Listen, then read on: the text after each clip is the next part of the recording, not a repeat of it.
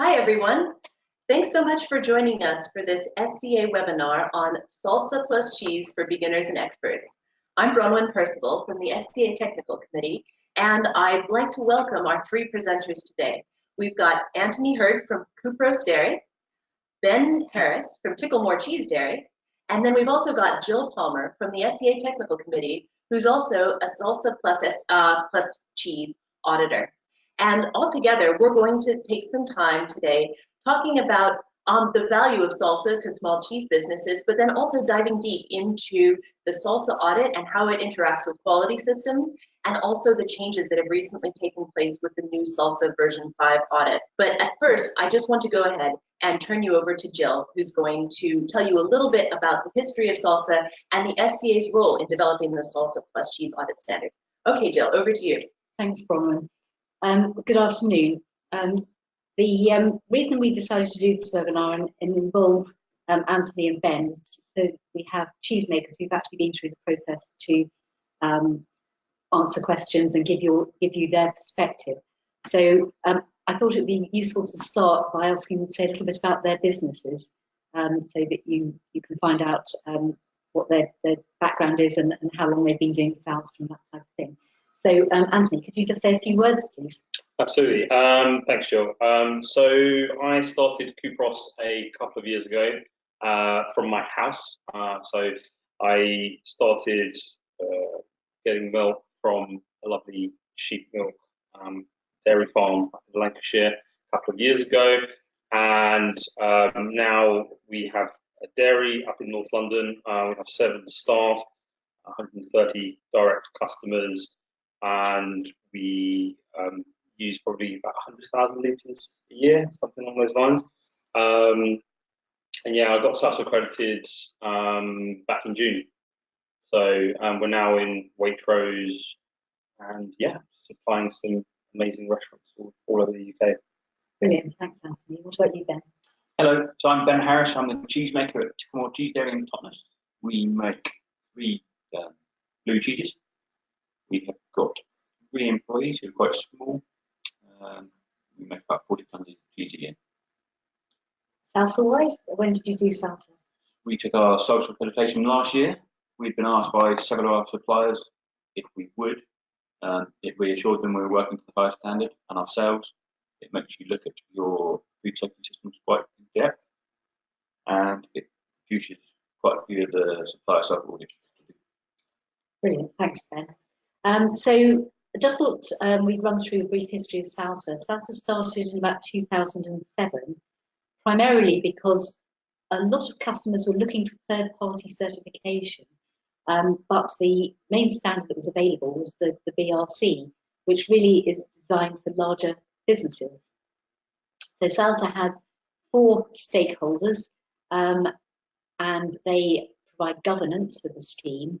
So the stakeholders for Salsa generally are the BRC, are the Food and Drink Federation, the British Hospitality Association, and the National Farmers Union.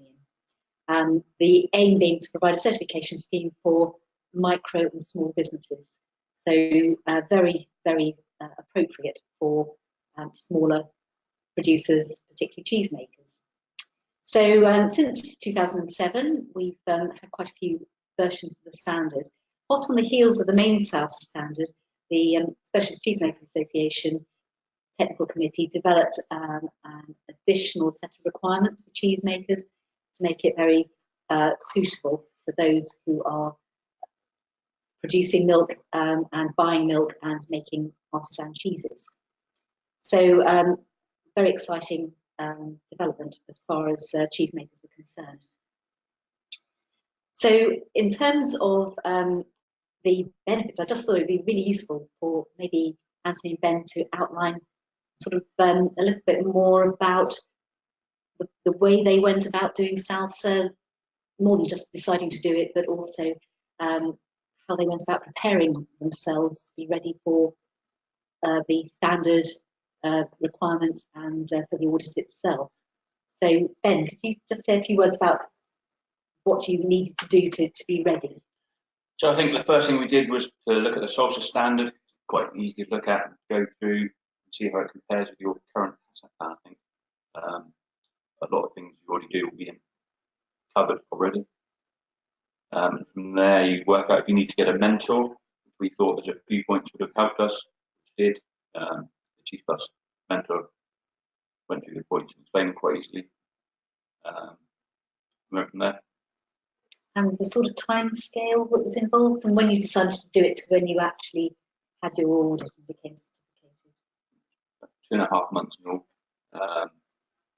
Mentor came, and we had a few points to go over in our paperwork, which gave us a bit of time afterwards before we booked the audit. That's great, because I think one of the things that people don't always appreciate is that the auditor will need to see a good solid number of production records. So you can't sort of say, oh, I'm starting my new business now and I'm going to get certificated. People do need to make sure they've got quite a lot of paperwork and data already behind them before they seek their audit. But obviously, Ben, as you're already doing that, it wasn't a lot of it was in our food safety policy. Yeah, so it was just tweaking and just adjusting it. Brilliant, thank you. Anthony, what about you? Because you were relatively new when you decided to go for Salsa. Yeah, that's right. I think we've come at it from a very different perspective. So we're very, very, very fresh. So going, as I mentioned before, from a kitchen operation to designing a dairy and building that all in the space of a sort of 12-month period. We always knew that the Salsa plus cheese accreditation was something that we wanted to do. It's in this kind of part of the food industry. In order to kind of get your products out there, you need to go through wholesalers, and wholesalers need confidence and transparency so their customers can have confidence that you're working to safe standards, and that's kind of what it's about. And so we was aware of that. So we started last July, and then it took us nearly a year ultimately to kind of get to that point. But it allows us to professionalize the business in quite a big way. That's great. And Ben, you mentioned earlier there were some good reasons why you wanted to go down the Salsa plus cheese route. And we were talking earlier, and you said that it gave you confidence in what you were doing anyway as well. Yeah, a lot of the things we were doing we were already covering.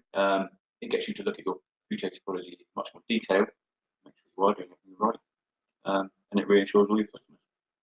Excellent, thanks, Ben. And I think earlier, Anthony, you said one of the things you said was it helped you put an infrastructure in place to a relatively new business as well to get the food safety element of the business under control. Well, that's right, and to a degree, we also had a lot of what Ben's been saying. We had a lot of that in place already, and that's the beauty. It's not actually this big, scary, cumbersome thing. You are naturally doing these things. All you're doing is ensuring it's recorded. That's kind of the main thing, really. That's great. Thank you both very much. So what we've developed now is a presentation to take you through the essence behind the Salsa standard, and then a little bit about the changes in the latest version, which was auditable from a couple of months ago. So,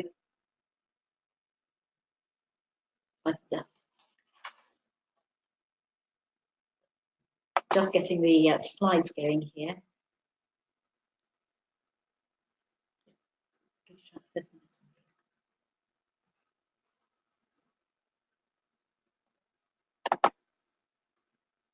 So just a little bit about the background and the objectives of the Salsa plus cheese scheme.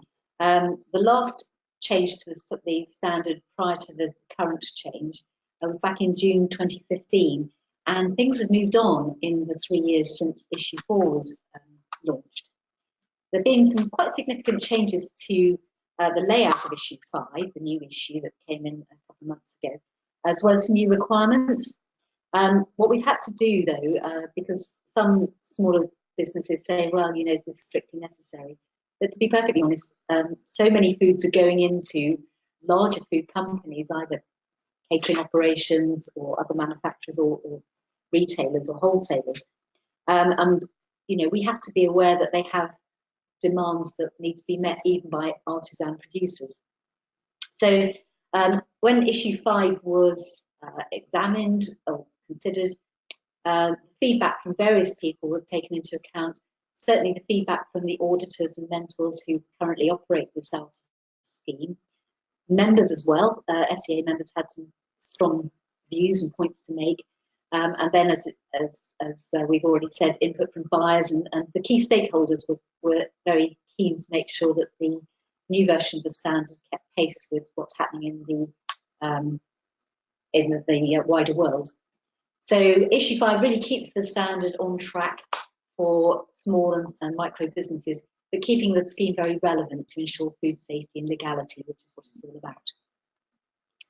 So just for those of you that are perhaps less familiar with the standard, there are now a number of sections, or there have always been a number of sections, but these are the sections that are now in the new version of standard.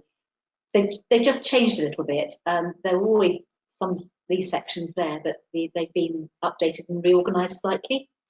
So there's a big section at the beginning on prerequisite programmes, which are all the basic requirements, training, preventing contamination, cleaning, that type of thing. So they have been enhanced a little bit, and I'm going to take you through the specific changes in a couple of minutes. The HACCP section on food safety management has been reorganised so that the second section just focuses on the application of HACCP, and that's to make sure that it doesn't get sort of confused with any other elements of the system. The third section, which previously has always been a bit brief, now embraces the management systems. That's to achieve safety and legality, but also to help businesses make sure their quality remains consistent, although that's not the primary reason that the standard's in place. The section on premises, that hasn't changed dramatically. And then for cheesemakers, the SCA requirements have their own section, which links into the document that you can see on the right, the Assured Code of Practice, where there's a very great deal more detail that people can read to find out a little bit more about what the expectations of the SCA Technical Committee are about. As an Assured Code, it's assured by Cornwall Council as our primary authority, and so not only do the SCA Technical Committee members have their say, but also our primary authority has their say as well, which is really invaluable. So I just wanted to, because sometimes people don't quite get what's behind some of the elements of the standard. So I just wanted to put this slide up to highlight what the standard seeks to do. Those of you that are familiar with the standard will know that there's various parts of the standard that require corrective actions to be captured, investigated, and resolved. And that could apply to customer complaints as well, actually.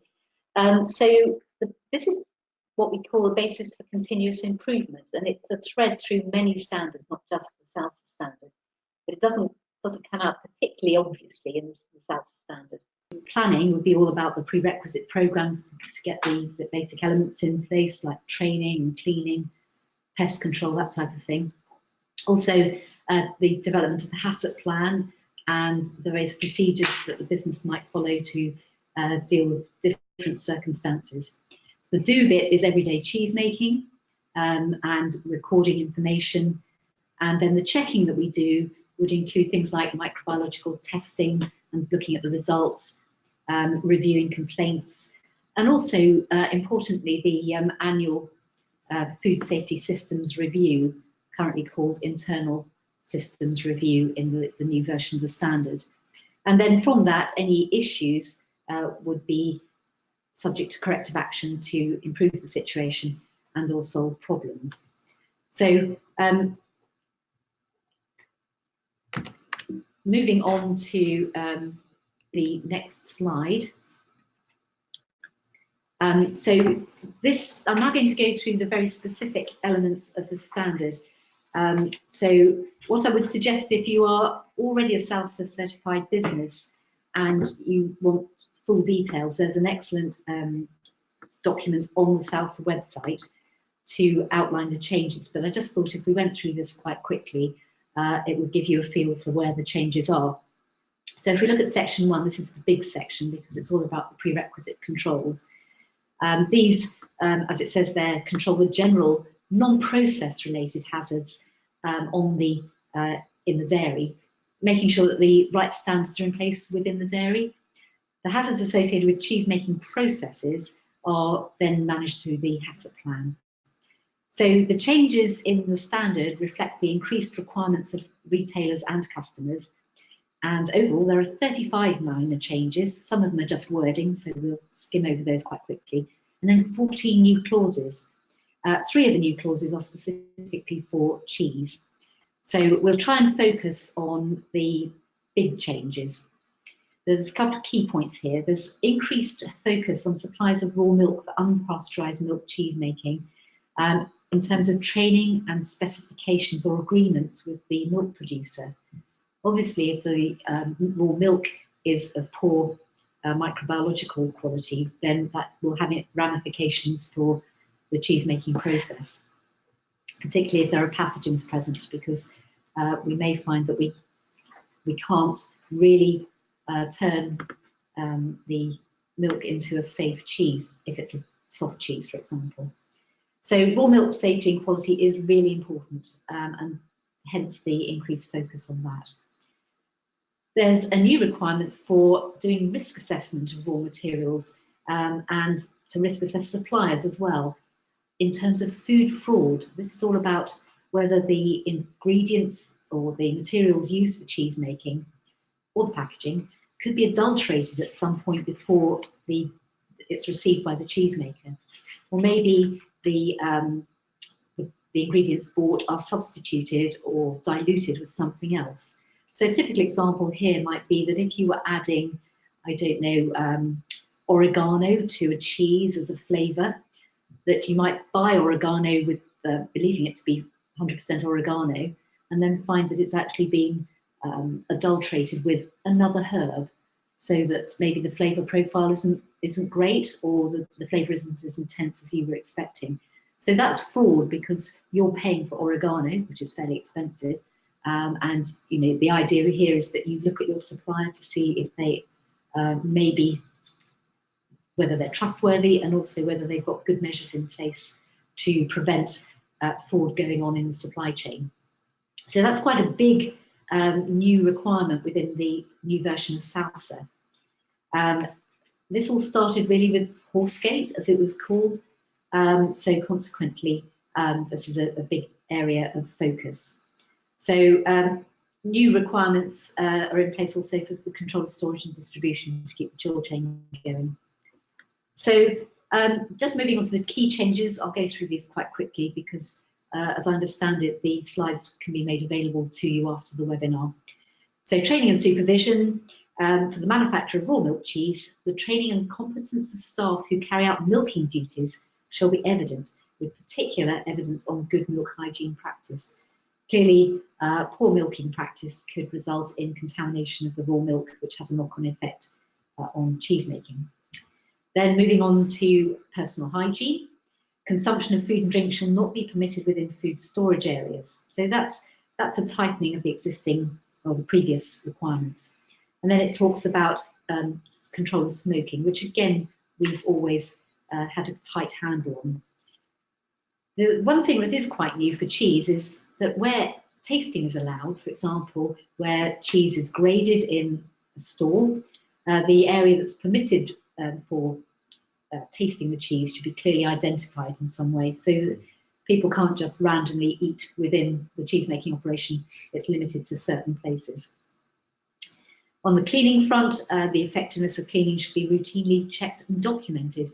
That could actually largely be visual, but also supported then by maybe some swabbing or something like that, according to the type of cheese being produced and its sensitivity. But certainly with cheese making, we largely expect there to be some microbiological assessment of cleaning to see if it's working.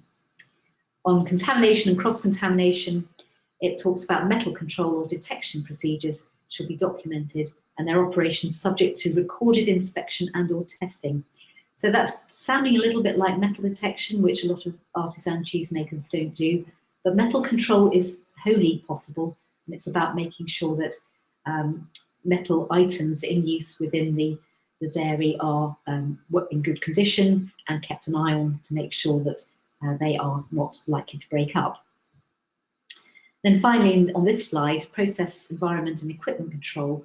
That's all about process control and making sure that the product, the cheese, can be made consistently in compliance with the specification. So for a long time, we've needed to produce a finished product specification, written specification, it's about making sure that the cheese will meet the specified requirements in the specification that most cheesemakers send out to their customers at various times.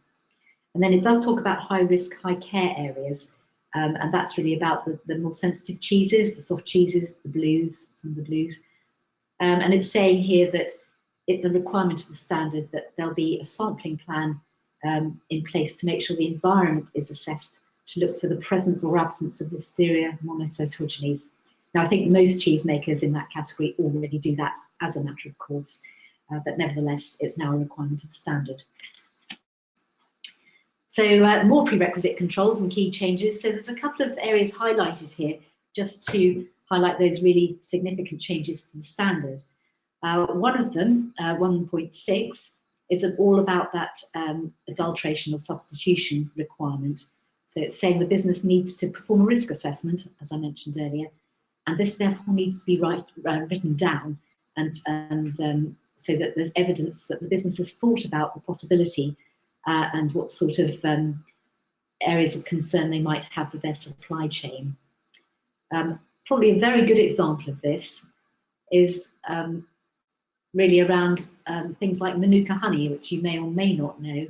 There's about, I think it's about 40% of the Manuka, of all the Manuka honey produced, about 200% is actually sold as Manuka honey, so there's clearly something dodgy going on there. There's a little bit there then about bought-in milk there being a documented agreement between the business and the milk supplier, making sure that it's clear to the milk producer that the milk is being used for raw milk cheese, and that's really important because of the sensitivity around the production of raw milk cheeses. And there's a little bit more detail which I'd suggest if you make a raw milk cheese you look at in the standard. A little bit about pest control, which is really all about, it's a strengthening of what was there already, but making sure that staff are aware of the methods of control used for pests, and to make sure the building's adequately proofed as well. Another one which is new too is all about labelling control and making sure that controls are in place to make sure the right label is put on the product, not normally a problem for cheese makers. And then a section on third-party distribution storage. So moving on to the second section, the HACCP. So this section hasn't changed dramatically. There are some new clauses really to clarify requirements rather than anything else. But the approach to HACCP is still very firmly looking at the 7 principles that we have used for many years. So what it does say, however, is that there has to be a hazard analysis carried out that also identifies the cause or the source of any forms of hazard that need to be prevented or eliminated or reduced to acceptable levels.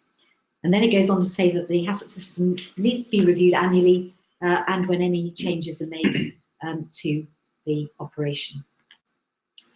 Section 3.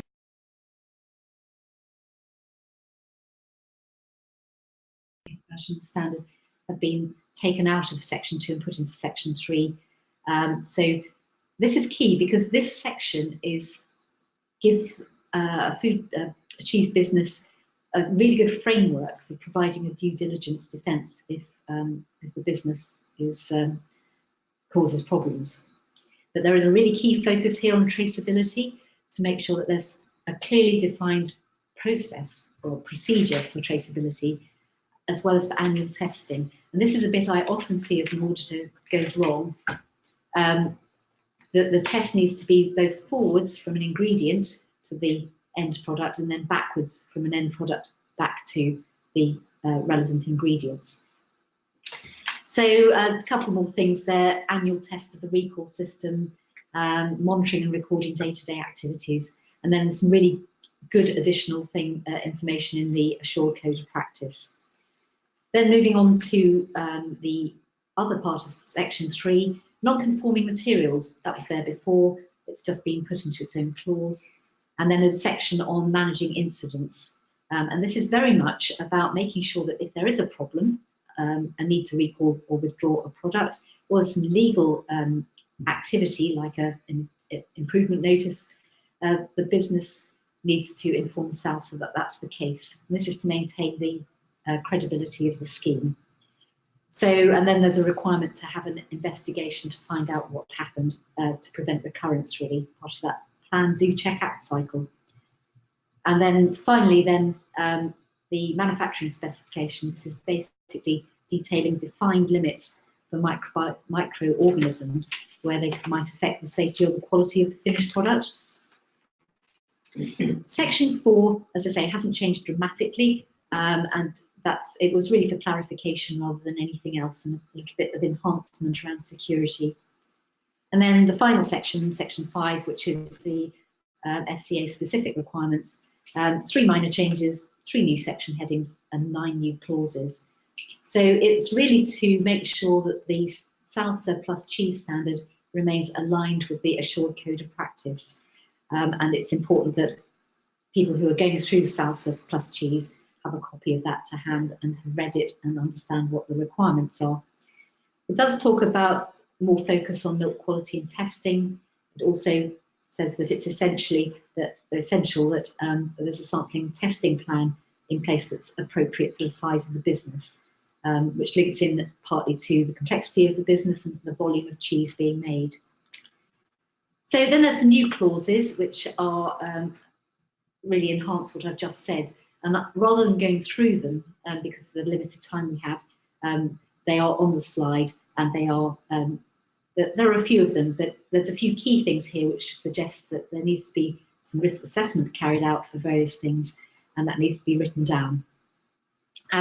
Just finally, there's an appendix.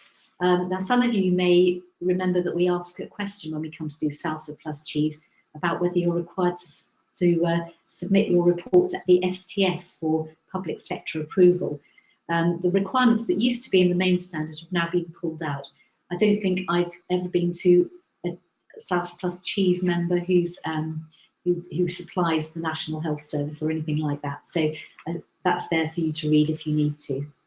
So in summary, there are some really good guidance notes available for the Salsa standard, and these are supplemented by the assured codes of practice.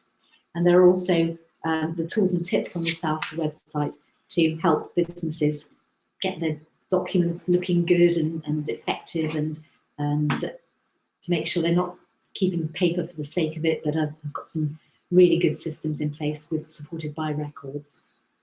So that's really a really quick run through on the changes associated with the new update to the standard. A little bit heavy going, but nevertheless, sometimes useful to go through and just see what those key things are. So I just wanted to mention for a second about this adulteration and fraud requirement. Sometimes it's best to actually, if you've got a list of all your raw materials and ingredients in your packaging, to just look at each one in turn, look at how it reaches you. If it's fairly direct supply like milk, then it's coming direct from your own farm, or it's coming from a known supplier, then you're pretty confident. You can be pretty confident that there's not too much opportunity for adulteration. But if you're buying in something like herbs from another part of the world, then there is possibly more concern.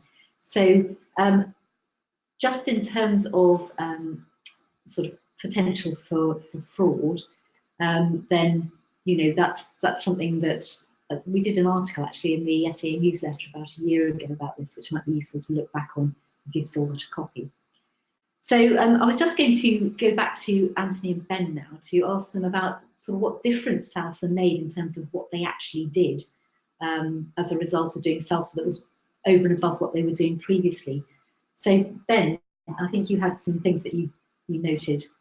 Lots more, not lots more detailed notes of how we record some of the things we do.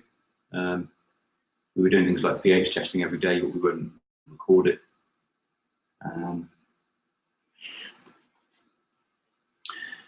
Things like allergens. We had a no taking food into the dairy policy before, but now we emphasise that staff know what allergen risks are, and they don't take any cross-contamination to the dairy with their food they bring into the dairy. So that's sort of tightened up that element of what you do, the way that it emphasises, yeah, new teacher staff. Excellent, thanks. And Anthony, I think you also had some comments that you put in place specifically because Salsa required something different. Yeah, I think that it sort of ranged everything from what Ben was saying about allergens, making sure people definitely, even guests actually is quite a big thing, don't wear jewelry, perfume, nail varnish, heavy makeup, all these kinds of things. The potential, the contaminants potentially, and it's actually really important because sometimes these aren't things that you necessarily would immediately think of. I mean, in cheese making, a lot of the stuff is common sense. It's just, like you're saying, it's common sense to record the pH every single day, but actually it's good to make sure that transparency is there and it's recorded at all times. But yeah, things like glass policy and medicine policy, which it didn't even spring to mind, to be quite honest with you, but there was something that cropped up at the time which I thought was quite interesting, and that was over the course of the standard, I suppose, other companies have learned that maybe a member of staff has carried in ibuprofen, let's say, into the dairy by accident because they had a headache, and it ended up in an M&S salad, for instance. And the great thing is that every company collaboratively puts that knowledge together, so we all learn from one another. I think that's really important, and it's good. It's a good part of the standard. Yeah, there's a lot of collaboration, which is great. Yeah. So I think we're at a position now where we can move into some sort of questions and answers. So we can take some questions from the audience, I think. Mm-hmm. So if you have a question, please go ahead and type it into the type question here field on your screen, and as they pop up, we will do our best to answer them and present it to the right person. Otherwise, maybe do you have a question there that you might kick things off with as we wait for some to come through? Well, I thought it might be useful to just run through for people that haven't been through the Salsa audit process to know what the format of the audit was and how the points were communicated. So I don't know. So when our auditor came, I think he was there most of the day. We spent the first couple of hours going through some paperwork, and then we watched some cheese making, had a good look at the dairy, and then we went back and completed going through the Salsa standard. And when he was finished, at the end, you go through and you get he comes up with any points or any issues he has, and gives you an audit report, which has got any partial compliance or partial compliance improvements. And then there's a period of time where, if there are any points, that people can respond to that, take the actions necessary, and then supply the evidence back to Salsa so it can be reviewed. So get 28 days after the audit to submit that. Did you want to? Well, yeah, I think the whole point of it is it helps improve business. It helps improve the efficiency, and it's not about being audited one day and then going back to how you might think you were working the day before. That's why Ben made a very good point about how the audits come in on a cheese making day. That's super important because you get to see how you actually work. Whereas, for instance, on my audit day, a member of my team, he dropped a hose on the floor. And it's just because he got nervous. He would never usually do that. But basically, it's really good to see the behaviour of how everyone kind of works. And it highlights the importance of food safety, really. I think that's the key part. Yeah. So we have questions pouring in from the audience, and I see a few that have repeated one another. The first one is, can you give advice on the best way to find an appropriate mentor? Okay, so I can probably address that one. So what we suggest for cheesemakers particularly is that you appoint an auditor mentor from the team of cheese auditors. of whom there are 5, and we're actually quite well situated geographically. So if you go onto the Salsa website and look for at the auditors and mentors drop-down menu, there's a list of people, and you can put something in the search to find the relevant person, perhaps a more local SCA, or sorry, Salsa Plus Cheese auditor mentor. So yes, it is all available on the Salsa website. On the day of the audit, what tips do you have about what to have ready for inspection? And as the second part to this question, are paper documents required, or can they be in electronic format? Great question. What needs to be ready are all your records, and they can be in either paper or digital format. More and more people use things like spreadsheets for summarising stuff, and either are acceptable, both are acceptable.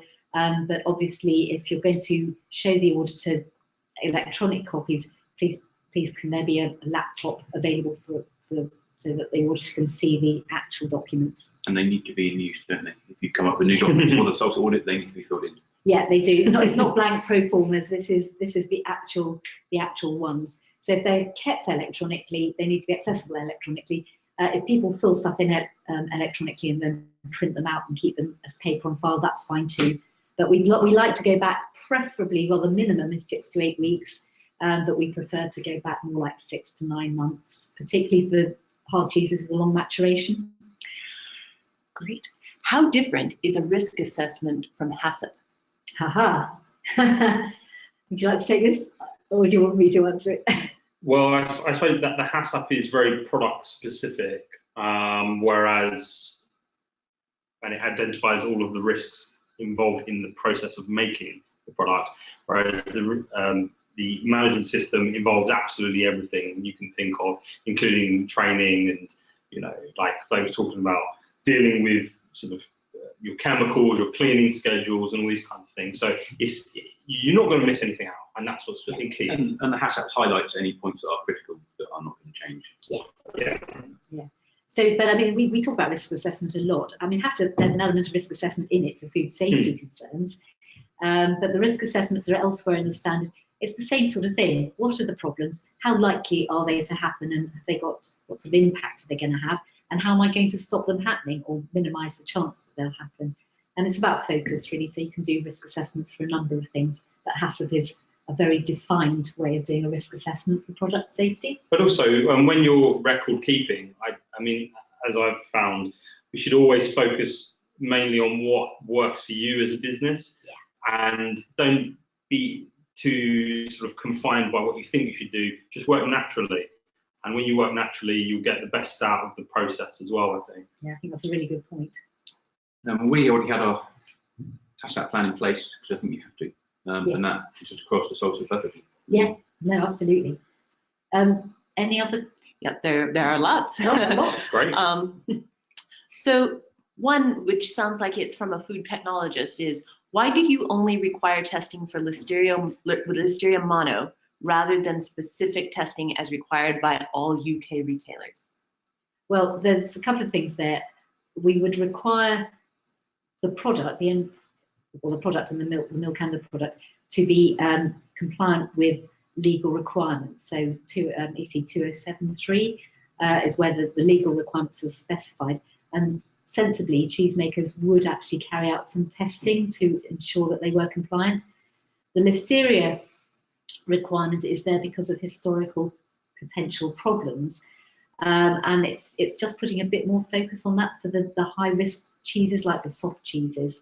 And there was another question that was about, can you clarify what STS is? Yes, of course. So STS, I don't know what it stands for. It's basically a consultancy business that used to do the audits for the National Health Service.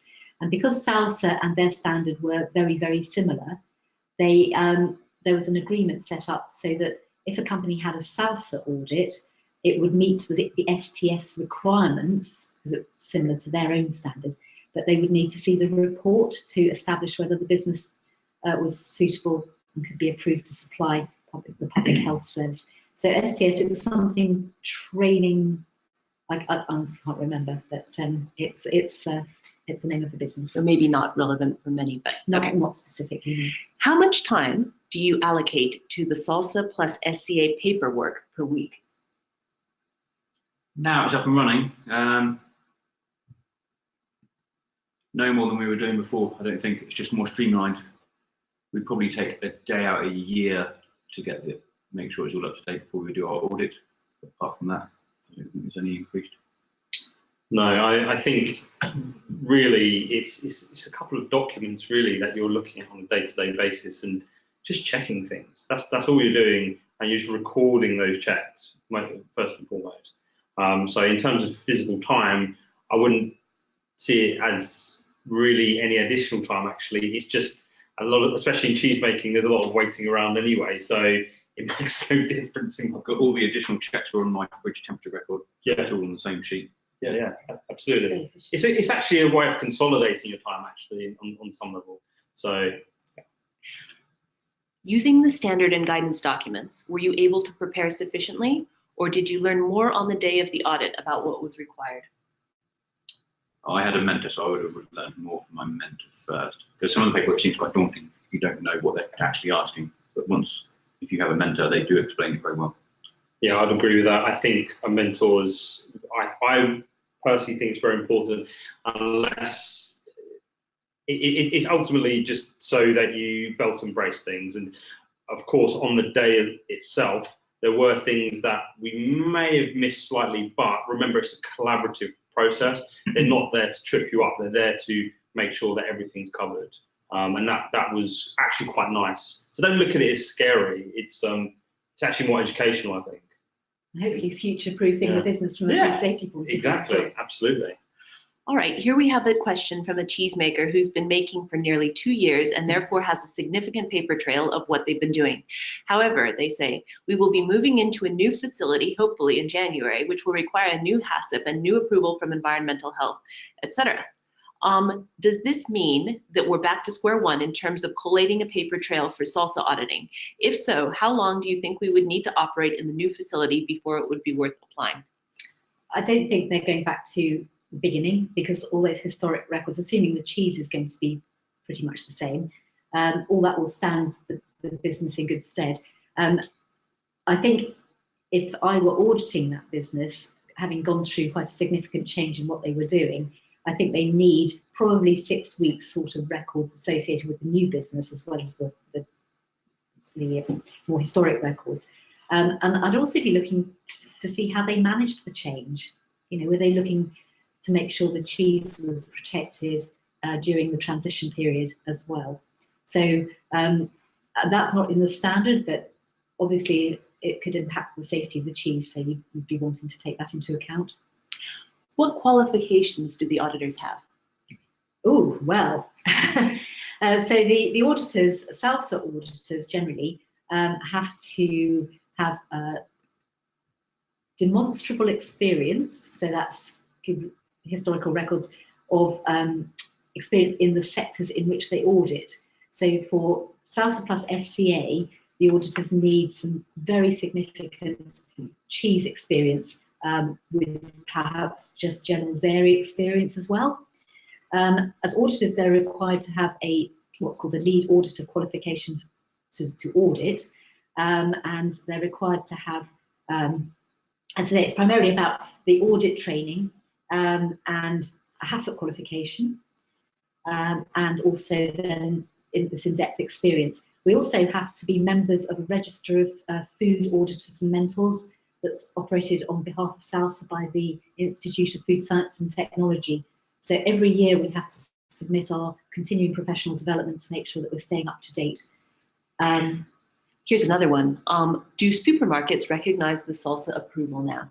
They do. Not in their entirety, but certainly for a lot of supermarkets want to supply locally produced food and artisan food. So the cheese sector is brilliant for that, because they can have a very extensive range of cheeses, but they were almost all made by artisan producers. So consequently, yes, most of them certainly acknowledge Salsa, and are very happy to look at a business where Salsa is in place. Although they may come and audit them themselves as well, just to be sure, perhaps as an initial approval.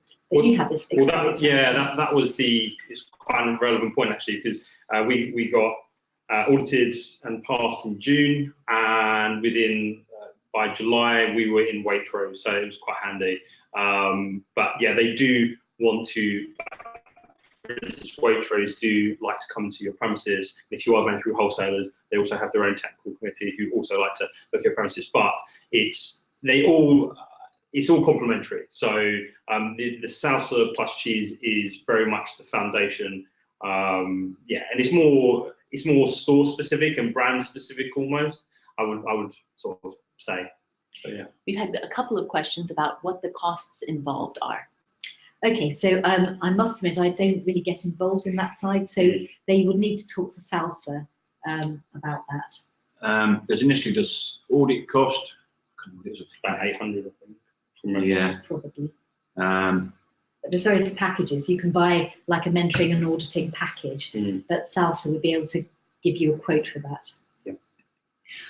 So here are two separate questions about what has been the impact in your experience of Salsa accreditation on the relationship with businesses' EHOs, and also do the Salsa auditors look at the EHO reports as part of their audit? Well, I'll answer the second question first. Yes, it's really simple. Yes, so we would always be looking to see whether the EHO is visited and what they said about the business. And that's partly to make sure the business is actually registered and has an ongoing relationship with the EHO. I've only had one EHO visit since I got my salsa, and it went very quickly, not quicker than normal. She was very happy. So are you finding that EHO inspectors are recognizing the Salsa audit results and outcomes as a beneficial thing? Yes. I think so. In fact, I think my local authority, actually, they have a Salsa person in-house, but because the Salsa plus cheese is slightly a bit more robust, let's say, they sort of go a bit more hands-off about it, I suppose. Yeah, it's likely to affect the frequency with which they come and visit you. Mm-hmm. We have been told that we need to be in production on the day of the audit. Does that mean actual cheese making, or can other aspects of production suffice? Preferably elements of cheese making. I think we've probably got time for one more question. Okay, boy, this is we have many.